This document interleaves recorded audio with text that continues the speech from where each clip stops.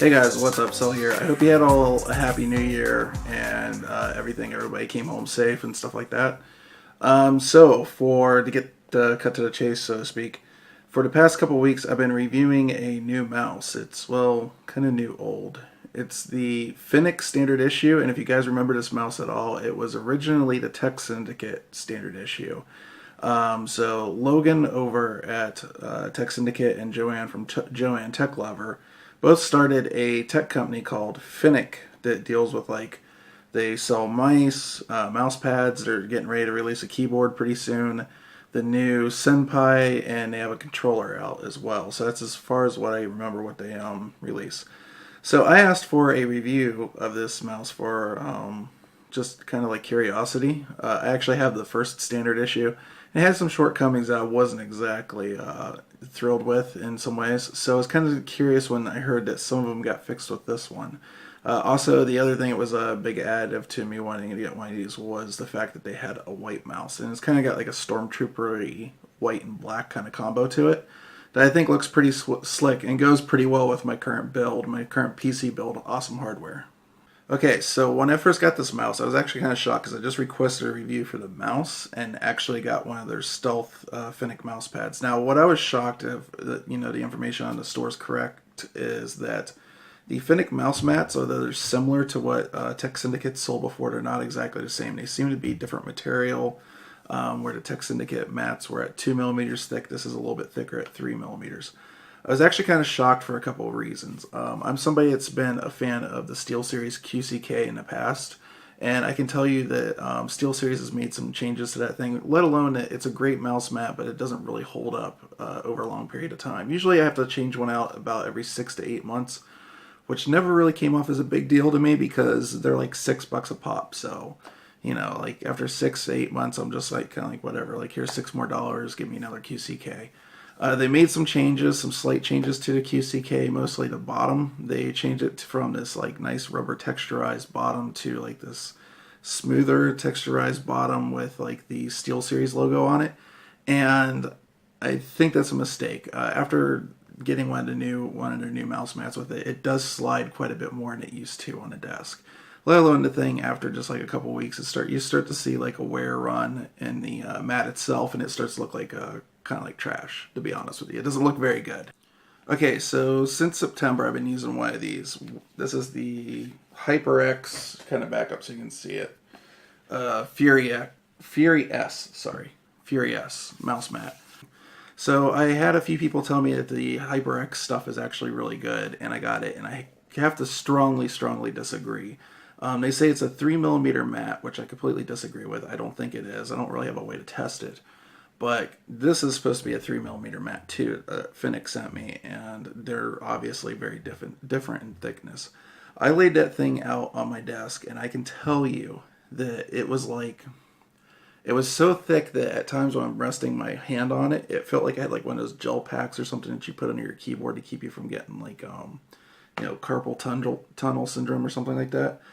Now, it is nice. It does have like the same like kind of like anti-fray stitching and stuff like that. It held up better on wear and tear. However, like I said, I've had it on my desk since September. It's never flattened out. I've unrolled it. It's just never flattened out. I put a heavy book on it for like 2 nights. Still never flattened out.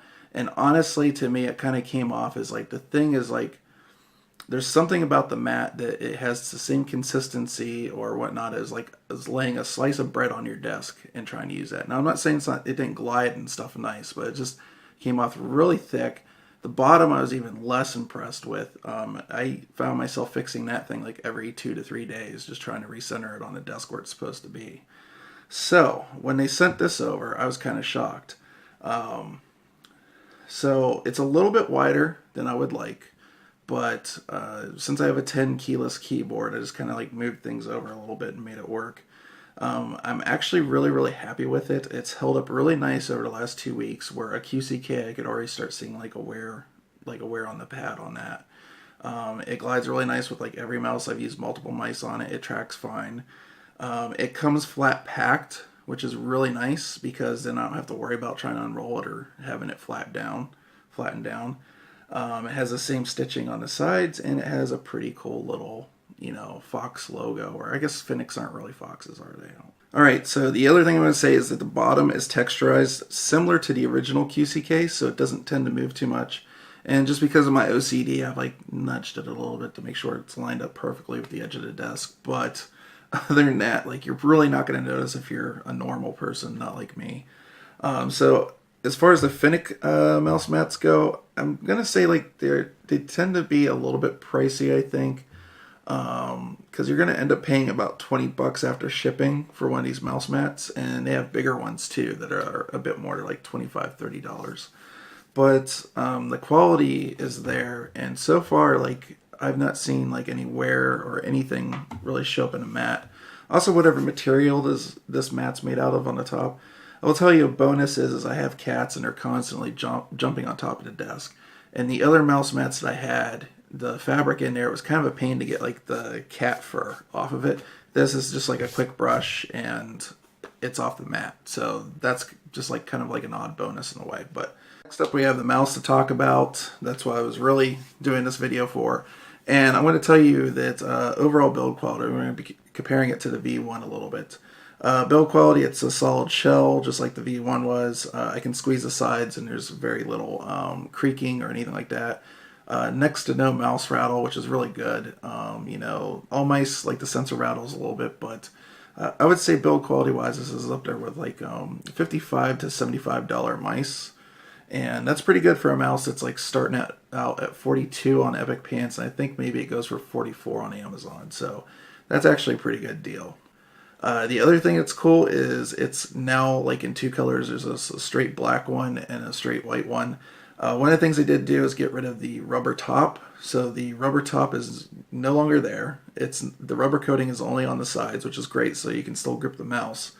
However, they switched out with two different colors. There's a white and black model and then just a black model. The white one's the one I have. It has a glossy top. That's not going to be for everybody. So if that's not your thing, do know that the black model is got more of like a rough textured kind of top, so it's not glossy. So that's actually great. But I do like the kind of like Stormtrooper look that this gives off. Looks very similar to my Xbox One S controller, and also a little bit matches with like the interior of the PC I have going on right now. Okay, the mouse also has RGB capabilities built in.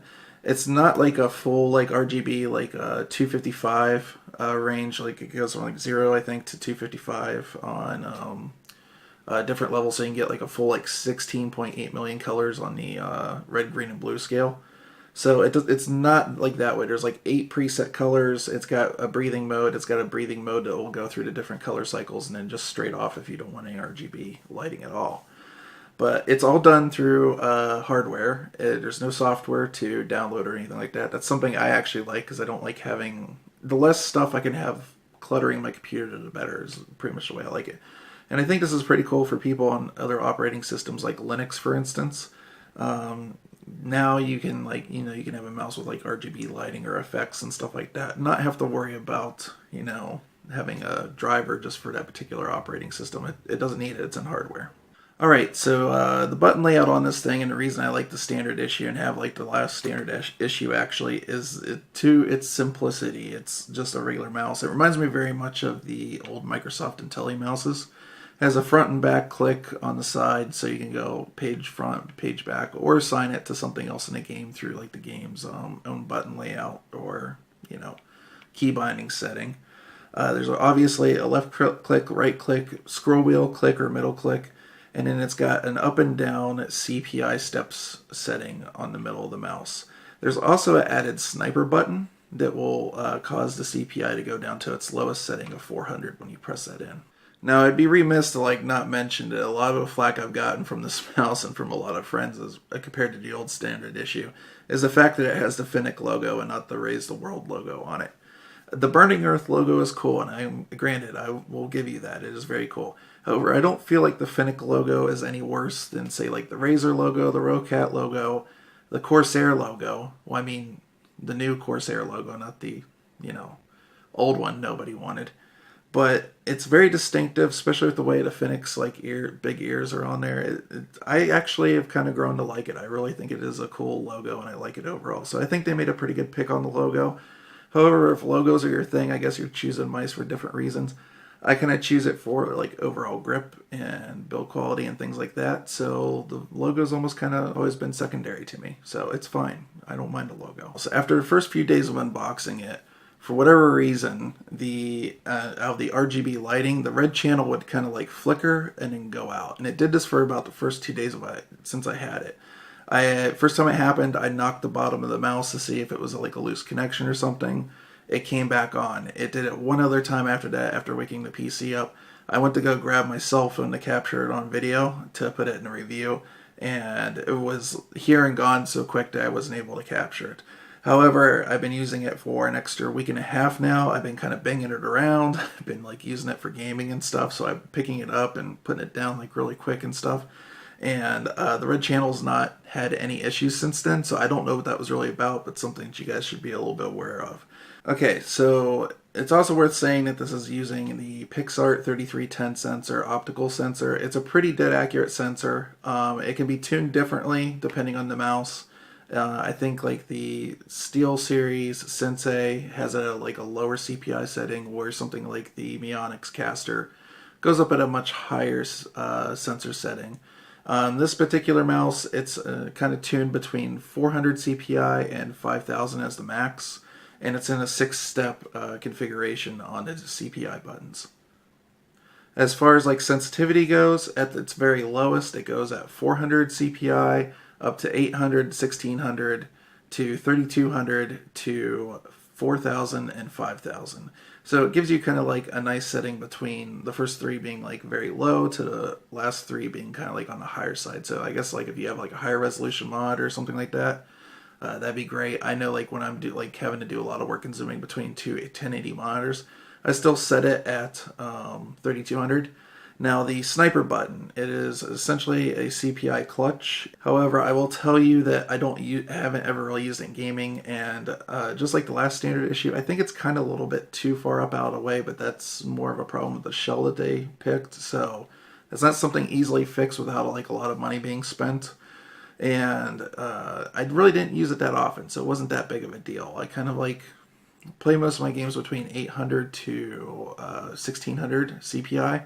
The only game I really play any lower than that's H1Z1, because that game's got kind of like a goofy sensitivity.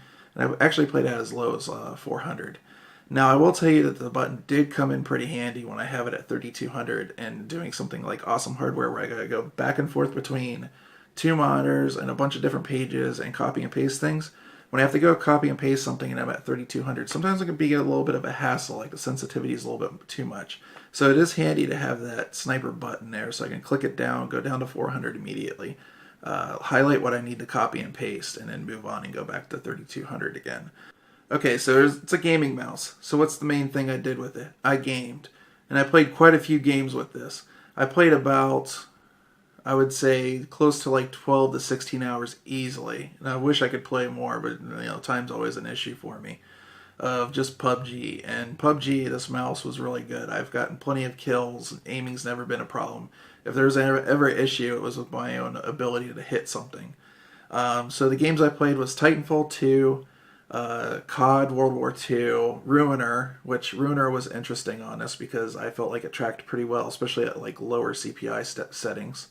H1Z1 is the one I was talking about where I was at like a very low 400. And I was just picking stuff off like crazy, and then PUBG, of course. Out of all those, like the ones I have the most experience with is probably PUBG and Titanfall 2. And I can tell you, I definitely felt improved over the G602 with this thing. And that's pretty amazing when you consider that the G602, when I got it, was originally a $70 mouse. And this is coming out of the gate at $42.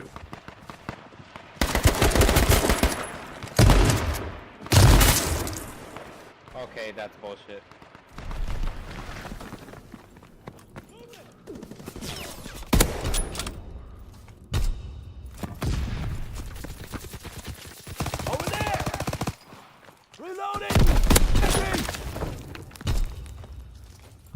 We're winning the fight!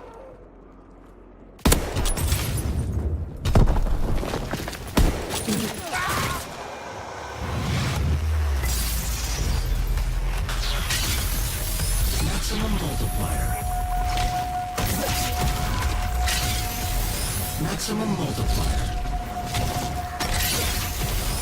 maximum multiplier.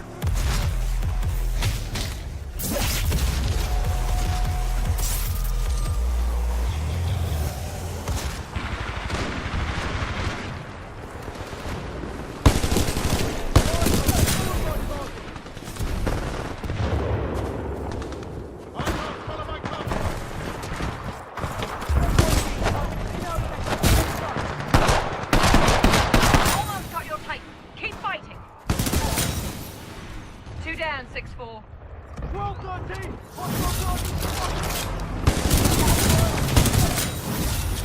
Double the kills. Okay, so there's no mouse acceleration, no mouse prediction. I could tell. I did my normal test where I just like draw a line across the screen and try to do it as straight as possible. If you have mouse prediction, typically it'll make it as straight as possible, but what I do here is I set it down to the low sensitivity, try to do it myself.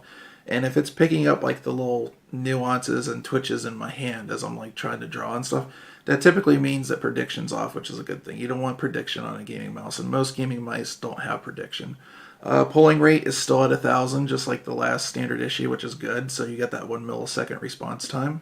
Now, the only other differences I was able to notice the mouse is the mouse feels like it's a tad lighter, but that may be due to the rubberized coating being lessened and just plastic on the top.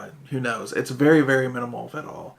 The only thing I could notice is that the scroll wheel itself is actually a little bit more defined in its click than the original one was.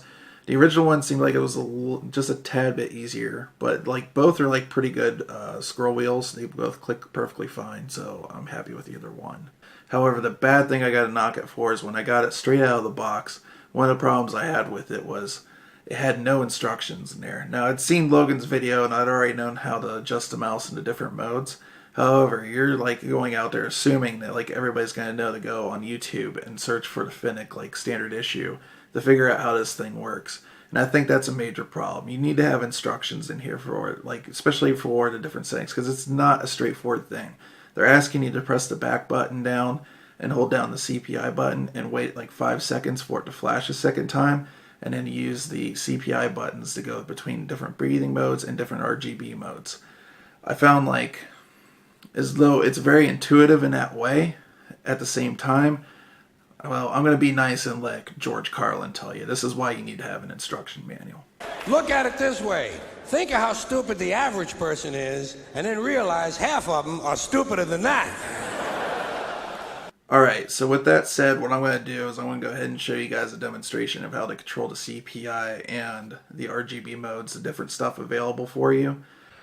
So first of all, I'm going to tackle the RGB lighting, since that's probably going to be the thing that most people are kind of curious on. So to initiate that, you have to hold the back button and the down CPI button. And then the mouse is going to flash. There's the flash. Okay, now we can go through the different modes. So like breathing, just still. We can go to, this is like a different color breathing. So it'll start cycling through different colors. To just off, to back to breathing.